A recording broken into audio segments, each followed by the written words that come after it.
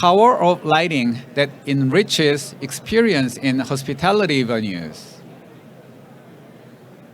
So what do you expect from hospitality venues like hotels? You go to hotels after work, in most cases, after a long journey, travel, and hard work, you go there to relax.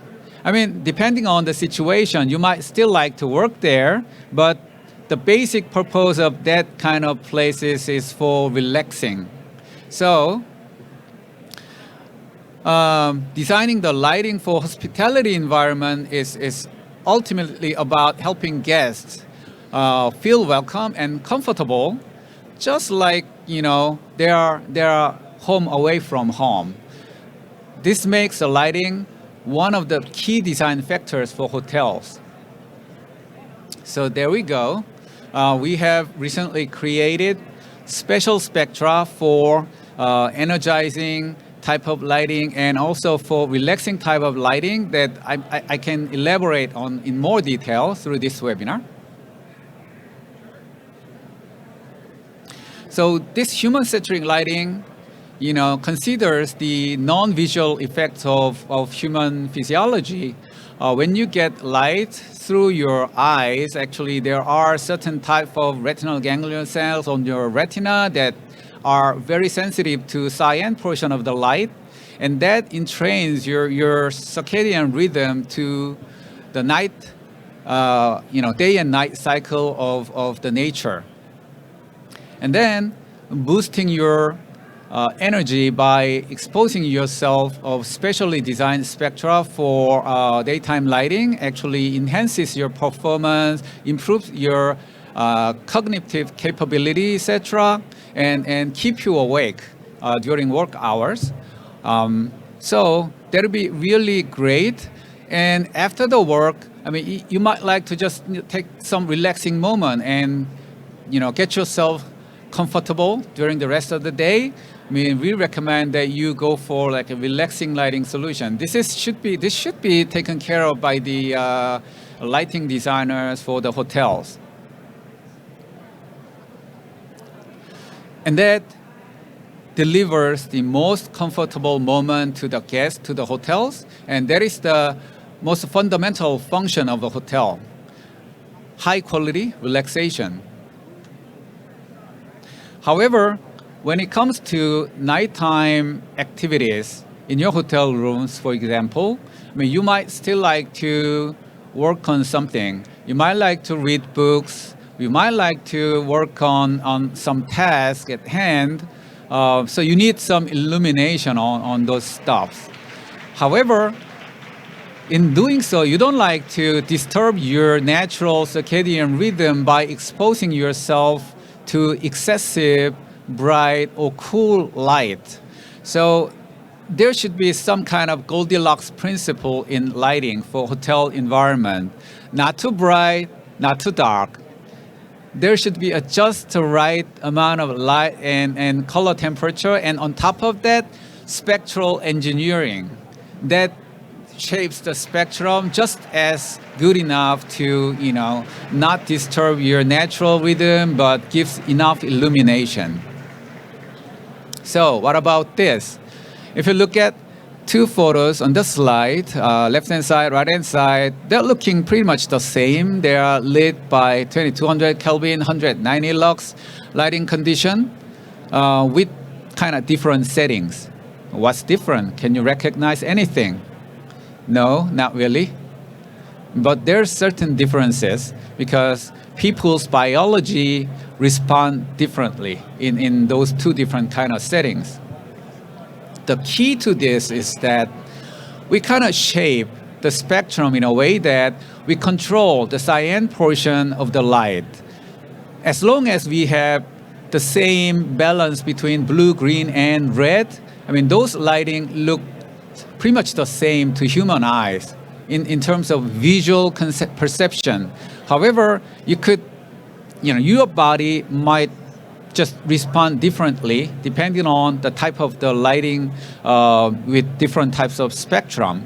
So the key is here on your left-hand side, you will see a light spectrum that has a deeper trough around the cyan region of the spectrum, whereas on your right-hand side, you see a standard type of white LED spectrum that still has some of trough between blue peak and the phosphor converted red and green portion of the light, but there's still plenty of long wavelengths blue that actually disturbs your body from taking good rest during the nighttime.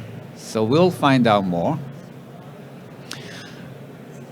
The scientific background around that is that, as I explained briefly in the previously, 480 nanometer is the center of the melanopic sensitivity curve, which represents your body's response to light.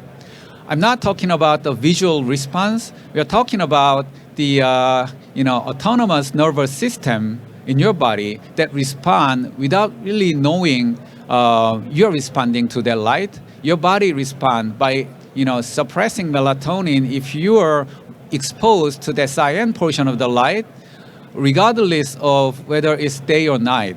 So it's not a good idea to expose yourself to that long wavelength blue during nighttime. So here's the simple solution. We just reduce the amount of cyan in the spectrum as much as possible so that you get the right color coordinate, color temperature for your lighting. You don't feel anything weird about this, but you are minimizing the bad influences of light to your body during evening and nighttime. And in terms of melanopic DER, that represent how much it is effective in suppressing your melatonin. We have presenting like about 20% lower melanopic DER out of our new spectrum compared to conventional white LED spectrum. So we like to prove the concept by performing clinical tests by teaming up with a university in Korea. So we recruited 30 people aged from 20s to 50s. It took almost a year to complete that test because we could accommodate a single person at a time into that lighting experience room. And they were spending 3 days and 2 nights in that room and went back home, and returned to that facility in a week and try another period of 2 nights and 3 days in a different light setting. But they are not informed about which settings of lighting they are experiencing there. So it's kind of random. And we measured the salival melatonin level. As you see in the left-hand side of the slide, there are graphs. The graph has a comparison of blue bars and gray bars. Blue bar representing LM302N night LED, which is a relaxing lighting solution, whereas the gray bar represent conventional white LED of the same color temperature and same brightness. So as you can see here, there was on the average 5% more melatonin secretion when the subjects were spending time under LM302N night type of light setting. So what does that mean?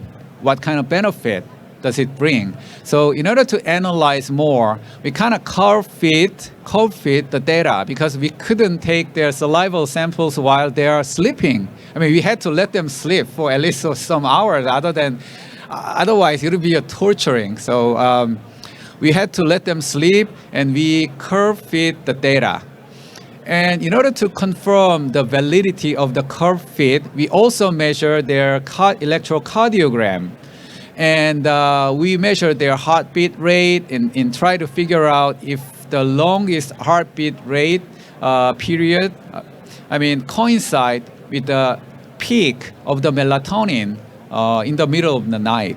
And those two peaks kind of coincide nicely.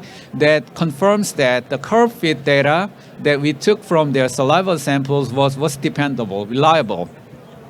And you see, scientists define the 25% of the melatonin peak as DLMO, dim light melatonin onset.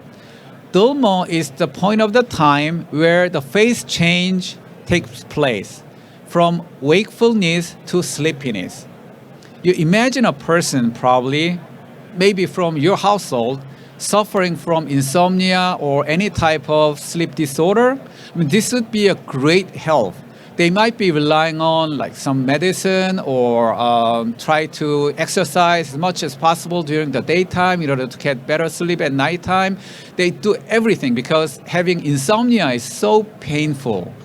But just having a different type of lighting setting in their home, I mean, this is better than taking just pills or doing a lot of things to get away from insomnia and those kind of sleep disorder. So why don't we bring it to hotel industry to help the guests feel better and get healthier during the stay of the hotel. But in order to do so, we need to take into account of a lot of metrics that we need for general lighting. It's just not for low effects of suppressing melatonin, so which is represented by the MDER of the spectrum, but also efficacy, lifetime, color rendering effect, color rendering index, and the eye safety feature. So we took care of all these 5 figures of merit, and these are designed around these 5 metrics, and then it exhibits a very nice balance between these all 5 metrics. So it could be easily adopted by lighting industry. This is not any special weird thing to adopt. So this is ready to go. So when it comes to the lighting installation, we might like to have some of the guidelines from the scientists to begin with. So here's a good example of such guideline. I took it from the 2nd International Workshop on Circadian and Neurophysiological Photometry for Sleep, Evening, and Indoor Daytime Environment. They recommend melanopic EDI not higher than 10 lux for evening light in order not to disturb their circadian rhythm from lighting. By the way, melanopic EDI 10 lux is not real illuminance. I'm not talking about photopic lux here. This is equivalence lux in comparison with the suppressing effect of light coming from D65 standard light source that mimics the sunlight that you can see outdoor in the middle of the sunny day. So 10 lux MEDI is fairly low compared to what you can get from conventional lighting. But if you can maintain somehow very low MDER, you can get MEDI lower than 10 lux, even at a pretty nice illumination that you need for some work. So here's an example. Okay, this technology comes in variety of color temperature offerings starting from 1800 Kelvin all the way to 4000 Kelvin. And I'm going to talk about 2200 Kelvin and 2700 Kelvin as an example. So we want to design a light that doesn't exceed 10 lux MEDI here. And by the way, on the x-axis, there are numbers on the x-axis like 20, 30, 40 that represents for the actual illuminance on your eye level, on the vertical plane. It's not the illuminance on the work surface. So let's see.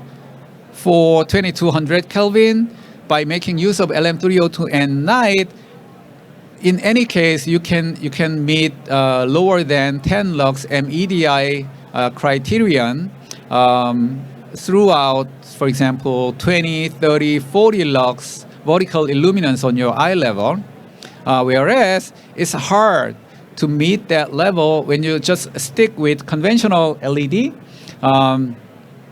You'd be very careful not to exceed 30 lux of vertical illuminance if you just stick with conventional white LED.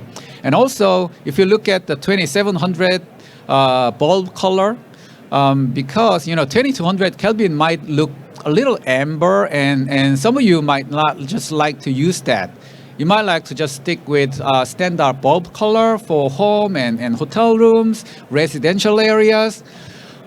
Even at that case, you can just utilize LM302 at night, and you can increase the illuminance, vertical illuminance on your eye level up to 30 lux without exceeding the guideline of 10 lux MEDI. However, if you stick with conventional white LED, warm white LED, you have to minimize the illuminance not higher than like a 23 lux. So there's some difference. And then what does it mean?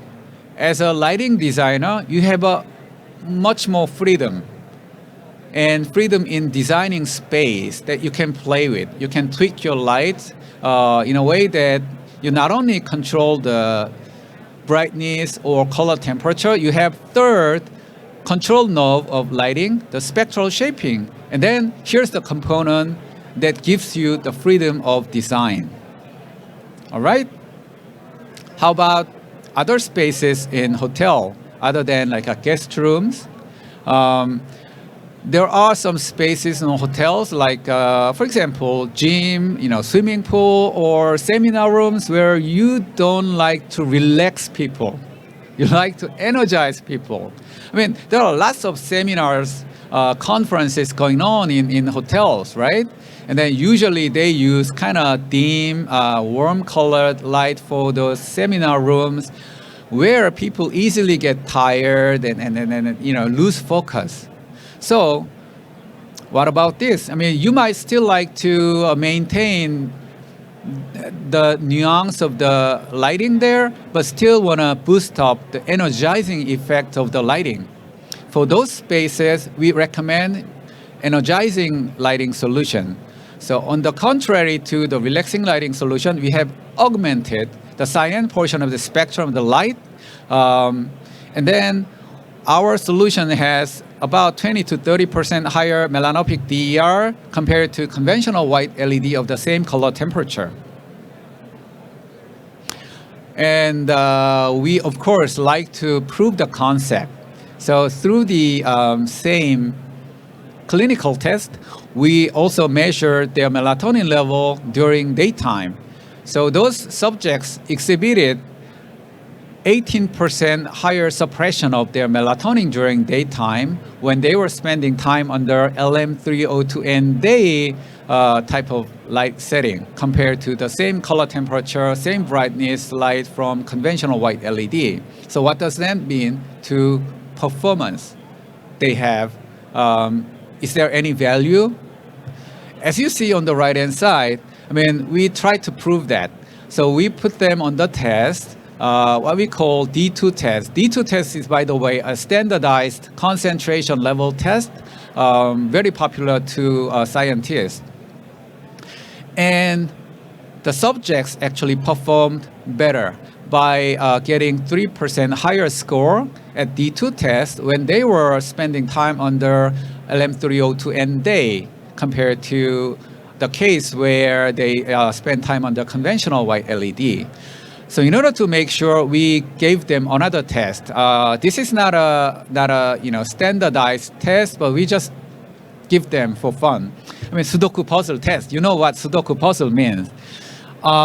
Surprisingly enough, the subjects got 10% higher score when they were taking this Sudoku puzzle test under the energizing lighting solution, which is great. I mean, so you can energize people, you can enhance the focus of the people by putting them under a certain design of lighting. I mean, this is not so difficult, right? Changing a little bit of tweaking the spectrum is nothing really. And then you can improve people's awakeness and focus during daytime, during work hours. So the proof of concept was done here like they did through a lot of researches out there. Same thing. And in order to bring this to the industry, actually, we also worked around 5 different metrics of the lighting, MDR for the spectrum and efficacy, and lifetime, CRI, eye safety. So again, this device is well balanced around 5 metrics that you see here, and the lighting industry should not have any problem taking this into real application. All right. When it comes to the actual installation of the lighting, we need some guidelines. So as an example, I took a well building standard here. Well version 2 dictates that maximum 3 points are given for the lighting threshold of 218 melanopic EDI. So we kind of simulated design around 218 melanopic EDI. By the way, again, the illuminance is measured on your eye level, like 18 inch above the work surface on the vertical plane, because the light amount impinging on your eyes are more important here. Okay, the energizing lighting solutions comes with a variety of CCT offerings starting from 3000 Kelvin all the way to 6500 Kelvin. The beauty of this is that you don't really necessarily have to put the lighting condition at the extreme in order to get the effect. Okay, maybe you can utilize like 6500 Kelvin and very bright lighting in order to boost up concentration of the people, but why is not possible? Why is not so popular, especially in North America and in Europe? It's because if you're under that kind of lighting condition, you don't really feel comfortable. It's kind of irritating if you have to spend long time under very bright, very cool CCT lighting. So I'd like to just walk around like a 4000 Kelvin and 50,000 Kelvin, which is just good enough as office lighting or like a school lighting or any places where you have to work. So as you see here on the chart, 218 lux melanopic EDI can be easily achieved at 4000 Kelvin by making use of LM302 and day with actual illuminance on your eye level from 300 lux to 400 lux, as you see from the blue bars on the chart. And also, you can reduce the brightness if you go to 5000 Kelvin, a one notch higher color temperature. You can reduce down the brightness down to like 250 lux. And then you can still achieve 218 lux melanopic EDI when you make use of the new spectrum given by LM302 and day. However, you have to increase the brightness to an upper notch if you have to stick with conventional legacy technology. That's the same thing as I explained around like a relaxing lighting solution. So, you know what? Vertical illuminance of about 300 lux is fairly good for a work environment, because the work surface illuminance at that level is going to be around 500 lux, which is just good for work involving like a focus on some fine details of stuff. I mean, that's pretty good enough. So now I have covered like a relaxing lighting solution and the energizing lighting solution that could be somehow brought to hotel spaces.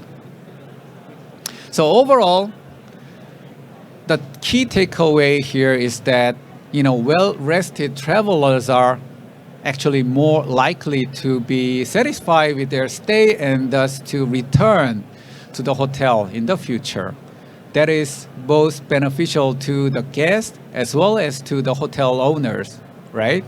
So why don't we just bring it into reality? It's about time. All right? So Samsung's human-centric lighting solutions could be a serendipity for the lighting industry and as well as for the hotel industry. Thank you very much for your attention. All right.